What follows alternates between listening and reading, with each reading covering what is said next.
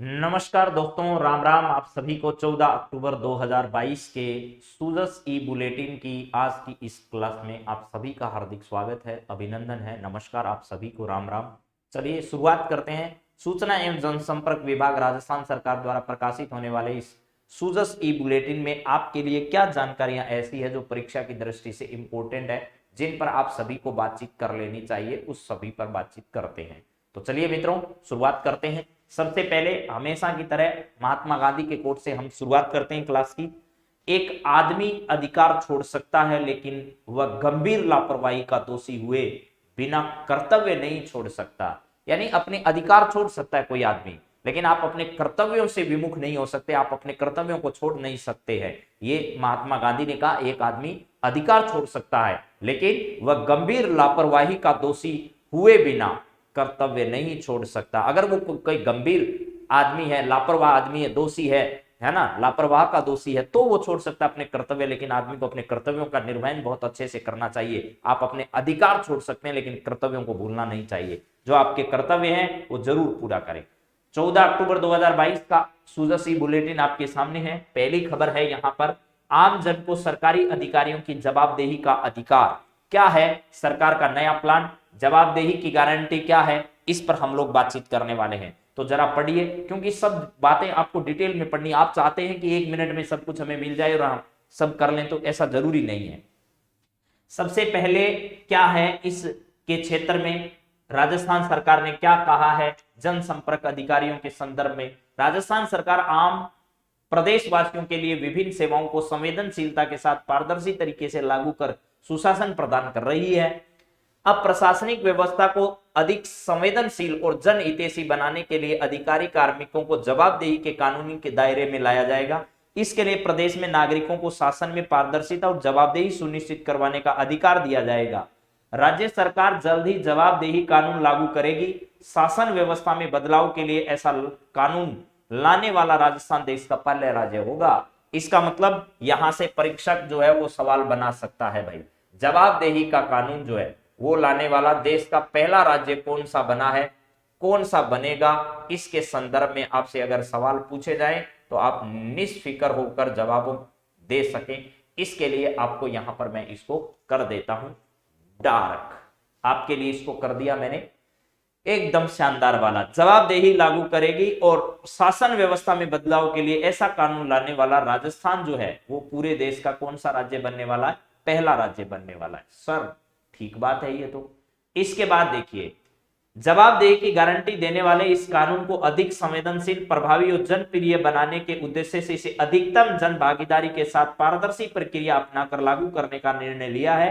प्रदेश सरकार की नीतिगत दस्तावेज जन घोषणा पत्र में शामिल घोषणाओं की क्रियान्वयन के क्रम में प्रस्तावित राजस्थान लोक सेवाओं के प्रदान की गारंटी जवाबदेही विधेयक 2022 का प्रारूप अब सार्वजनिक बहस के लिए क्या किया जाएगा, पेश किया जाएगा। कानून का ड्राफ्ट राज्य सरकार के जन अभियोग निराकरण विभाग की वेबसाइट पर क्या कर दिया गया है, उपलब्ध करवा दिया गया है। अब लोगों से इस पर सुझाव मांगे जाएंगे, क्या सुझाव होंगे उस पर विचार विमर्श किया जाएगा। प्रस्ताव कानून में खास क्या बातें हैं वो देखो भाई। सेवाओं की अदायगी में लापरवाही करने वाले कार्मिकों के खिलाफ आम लोगों को सार्वजनिक और व्यक्तिगत सुनवाई का अधिकार होगा। लापरवाही की जांच के लिए स्वतंत्र व्यवस्था होगी और दोषी कार्मिकों पर दंड या जुर्माना लगाया जा सकेगा। और अधिकारियों और कार्मिकों का सोशल ऑडिट और परफॉर्मेंस ऑडिट किया जाएगा। उसके माध्यम से उनको जो भी मिलना होता है परफॉर्मेंस के आधार पर, उनको प्रमोशन इत्यादि वो सब सेवाएं भी उनको दी जाएगी। अब तक का क्या सफर रहा है इस जन घोषणा पत्र के माध्यम से, जो हमें अधिकार सरकार देना चाह रही है, जवाबदेही का अधिकार हमें देना चाह रही है, उसके माध्यम से अब तक सरकार ने क्या किया है। वर्ष 2011 में तत्कालीन राज्य सरकार ने राजस्थान लोक सेवाओं के प्रदान की गारंटी का अधिनियम लागू किया था। 2012 में प्रदेश में राजस्थान सुनवाई का अधिकार अधिनियम लागू हुआ। सितंबर 2019 में कानून का प्रारूप तैयार करने के लिए राम लुभाया की समिति में एक समिति का गठन किया गया, की अध्यक्षता में एक समिति का गठन। अब आपसे पूछा जा सकता है कि राम लुभाया समिति का संबंध किससे है, तो देखिए राजस्थान में नए जिलों के गठन के लिए विचार विमर्श करने के लिए राजस्थान में एक समिति गठित की गई, उसका नाम भी राम लुभाया समिति था। और यह भी राम लुभाया समिति है जो किसके संदर्भ में, जो हमारी सुनवाई का अधिकार है या जवाबदेही का अधिकार है उसके संदर्भ में, जवाबदेही के अधिकार के संदर्भ में विचार विमर्श करने के लिए राजस्थान सरकार ने एक समिति का गठन किया। उस समिति के अध्यक्ष के रूप में किसे तैयार किया गया, तो राम लुभाया जो है, इनकी अध्यक्षता में एक समिति का यहाँ पर गठन हुआ। वर्ष 2020 में श्री राम लुभाया समिति की रिपोर्ट और कानून का ड्राफ्ट तैयार हुआ। अक्टूबर 2022 में जवाबदेही कानून का ड्राफ्ट सार्वजनिक चर्चा और आम जन के सुझाव के लिए क्या कर दिया गया, जारी कर दिया गया है। अब सरकार आने वाले कुछ ही समय में इसे विधेयक को अंतिम रूप देकर जो है वो जनता को जवाबदेहिता के अधिकार से क्या कर सकती है, सम्मानित कर सकती है, जवाबदेहिता का अधिकार दे सकती है। आम जन 9 नवंबर 2022 तक अपने विचार जो है वो इस वेबसाइट पर अपलोड कर सकते हैं। इसमें कोई सुधार हो, कोई और बात कहनी हो तो सरकार को सुझाव लोग दे सकते हैं। इसके संदर्भ में ये कहा गया है। मजदूर किसान शक्ति संगठन क्या है, ये आपको ध्यान रखना है। सूचना का जो अधिकार है, उस सूचना के अधिकार में सबसे बड़ा अगर किसी का योगदान है तो मजदूर किसान शक्ति संगठन का है। नए कानून के लिए सार्वजनिक विचार विमर्श का निर्णय स्वागत योग्य है। सभी सरकारों को किसी भी कानून को बनाते समय यह पारदर्शी प्रक्रिया अपनानी चाहिए। बीते दिनों राजस्थान विधानसभा में पेश स्वास्थ्य का अधिकार कानून के बारे में भी ऐसा किया जाना चाहिए था। आम जन द्वारा दिए गए अच्छे सुझावों को विधेयक में अवश्य शामिल करना चाहिए ताकि यह प्रक्रिया मात्र दिखावटी नहीं रहे। सरकार द्वारा अधिकारियों की जवाबदेही तय करने के लिए प्रस्ताव कानून देश में पहला ऐसा मामला होगा और ये राजस्थान के लिए बहुत अच्छी बात है। और आपकी परीक्षा की दृष्टि से यहाँ पर सवाल बन सकता है कि जवाबदेहिता का अधिकार देने वाला देश का पहला राज्य कौन सा बना है, तो राजस्थान बनने जा रहा है। ये आपको देखना है। हाँ जी, इसके बाद में बात करते हैं अगली, क्या है, किसानों को फसल खराबे पर उचित मुआवजा देना। राजस्थान राज्य आपदा प्रबंधन जो प्राधिकरण है उसकी अभी 23वीं बैठक जो है वो किसकी अध्यक्षता में हुई, तो हमारे मुख्यमंत्री की अध्यक्षता में जो है वो राजस्थान राज्य आपदा प्रबंधन प्राधिकरण जो है उसकी 23वीं बैठक का अभी हाल ही में क्या किया गया, आयोजन किया गया। और अब तक जो फसल खराब हुई है उसके लोगों को कितना मुआवजा दिया जाना चाहिए, किस किस प्रकार का मुआवजा दिया जाना चाहिए, इस पर विचार विमर्श करने के लिए ली गई बैठक। समर्थन मूल्य पर खरीद, मूंग, उड़द, सोयाबीन एवं मूंगफली के लिए ऑनलाइन पंजीयन 27 अक्टूबर से। ये किसानों के लिए राजफेड जो है वो 1 नवंबर से इन इत्यादि के लिए एमएसपी जो है उसके आधार पर इन फसलों को क्या करेगा, खरीदेगा। इसके बाद अगला परीक्षा का सवाल बहुत इंपोर्टेंट कौन सा है जरा देखते हैं। करौली के कटगढ़ में नई उप तहसील बनेगी। करौली जिले में हिंडौन तहसील के जो है तहसील में कटकड़ एक जगह जो है, कटकड़ हिंडौन तहसील के सर्जन के प्रस्ताव को अभी हाल ही में क्या कर दी गई है, मंजूरी प्रदान कर दी गई है। देखिए हिंडौन एक तहसील है, उसके अंदर एक जगह है जिसका नाम कटकड़ है, उसको उप तहसील बनाया जाएगा। कहां पर, करौली जिले में। इसके अलावा सबसे इंपॉर्टेंट सवाल आज का ये वाला है, जस्टिस श्री मित्तल ने मुख्य न्यायाधीश की शपथ ली है। राज्यपाल श्री कलराज मिश्र ने शुक्रवार को राजभवन में जस्टिस श्री पंकज मित्तल को राजस्थान उच्च न्यायालय के मुख्य न्यायाधीश, ये 40वें मुख्य न्यायाधीश है मेरे दोस्तों, कितने नंबर के हैं, 40वें मुख्य न्यायाधीश राजस्थान के बनाए गए हैं। और किसको बनाया गया ये आप लोग बहुत अच्छे ढंग से जानते हैं कि भाई राजस्थान के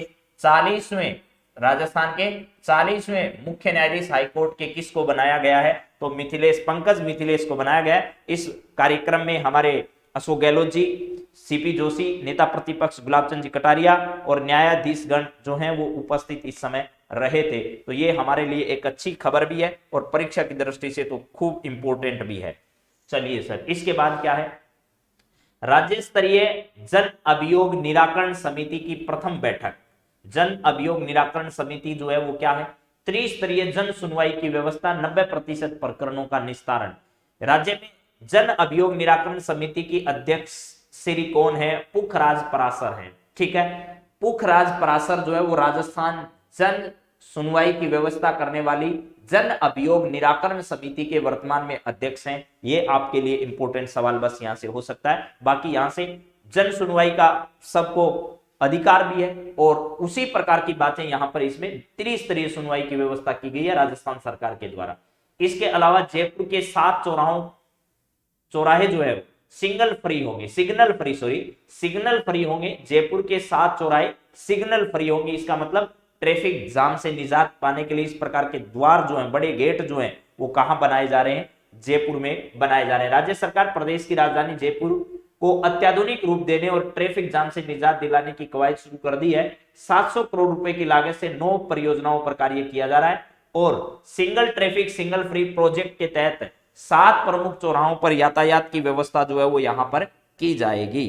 ठीक है मेरे दोस्तों, तो ये बात आपको क्या करनी है, ध्यान रखनी है थोड़ी सी। चलिए इसके बाद में आगे देखते हैं और क्या है यहाँ पर मामला फिर, और इंपॉर्टेंट बात क्या है जरा देखो भाई। अब हस्तशिल्प उत्पाद ऑनलाइन मिलेंगे। राजस्थान में क्या किया गया, उद्योग विभाग का एक और नवाचार क्या आया है जरा देखो। अब हस्तशिल्प उत्पाद ऑनलाइन मिलेंगे।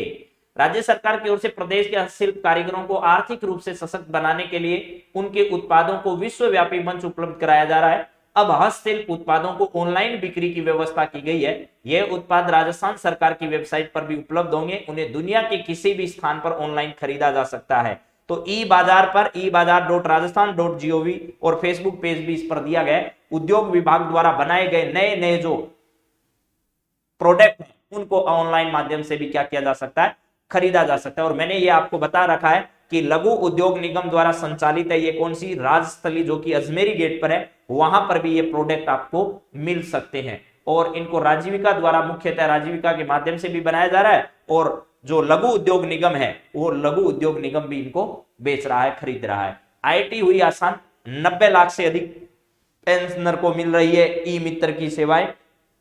ये कोई बहुत ज्यादा इंपॉर्टेंट बात है नहीं इतनी। अब देखिए आज के क्या सवाल थे, वो सवाल भी आपके साथ में डिस्कस कर देता हूं, एक बार जरा देख लीजिएगा। राजस्थान करंट अफेयर से इंपॉर्टेंट क्या क्या सवाल थे। राजस्थान राज्यपाल कलराज मिश्र जी ने राजस्थान उच्च न्यायालय के 40वें मुख्य न्यायाधीश के रूप में शपथ किसे दिलाई, तो पंकज मिथिल साहब को जो है ना, इन्होंने अभी हाल ही में क्या दिलाई है, शपथ दिलाई है। डीवाई चंद्रचूड़ 50वें सीजीआई भारत के होंगे। एस.एस. शिंदे 39वें राजस्थान हाईकोर्ट के मुख्य न्यायाधीश थे। एम.एम. श्रीवास्तव राजस्थान के कार्यवाहक मुख्य न्यायाधीश रह चुके हैं। यूयू ललित 49वें मुख्य न्यायाधीश हैं और 48वें एन.वी. रमन्ना मुख्य न्यायाधीश थे सुप्रीम कोर्ट के। कलराज मिश्र साहब ने जोधपुर में इनको शपथ दिलाई।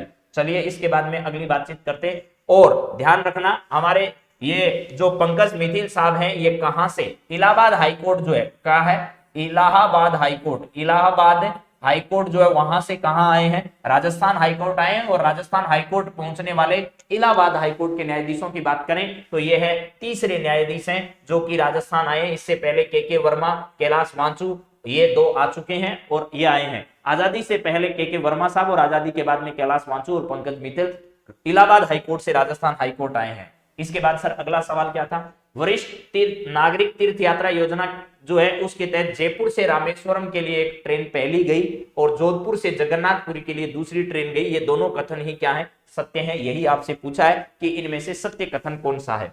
इसके बाद अगर बातचीत की जाए तो अगला सवाल था, राजस्थान स्कूल शिक्षा परिषद द्वारा सितंबर माह की जो रैंकिंग जारी की गई है उसमें जयपुर जिला जो है वो पहले स्थान पर रहा है मेरे दोस्तों।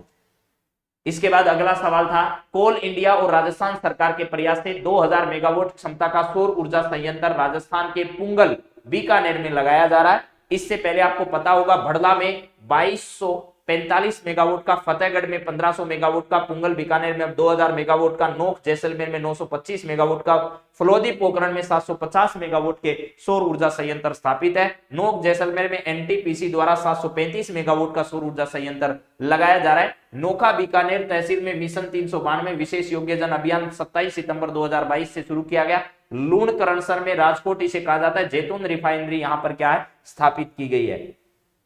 इसके अलावा 5वीं South Asian geoscience conference जो है वो केंद्रीय मंत्री हरदीप सिंह पुरी ने इसको संबोधित किया। इसका आयोजन राजस्थान के जयपुर में किया जा रहा है मेरे दोस्तों। इसके अलावा ध्यान रखना, संध्या व्यास और हेमा जोशी झुंझुनू जिले से संबंधित है। सीबीएसई ने उसे जो है वो राष्ट्रीय शिक्षक सम्मान से सम्मानित किया। इसके अलावा प्रमिला चौधरी नागौर की रहने वाली है और अभियान प्रकाश भी नागौर जिले से आरंभ किया गया है। और डॉक्टर सरोज मीणा को राष्ट्रीय सेवा के लिए राष्ट्रीय सम्मान, राष्ट्रपति सम्मान मिला है। रूडा हस्तशिल्प द्वारा मार्केट जो पहला है वो अलवर जिले में लगाया गया।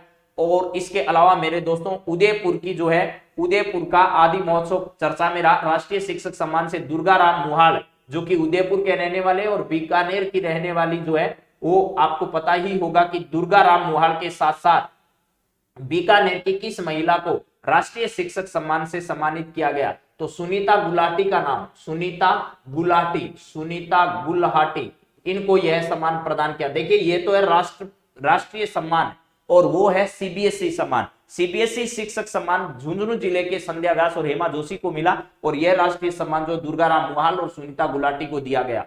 ठीक है, ये सब ध्यान रखना है। चलिए ये 5 सवाल राजस्थान करंट अफेयर से रिलेटेड जो मैंने आपसे डिस्कस किए हैं, तो मुझे उम्मीद है कि आपको ये सब बातें समझ में आई होगी। आप सभी का बहुत बहुत धन्यवाद। राम राम, जय श्री राम।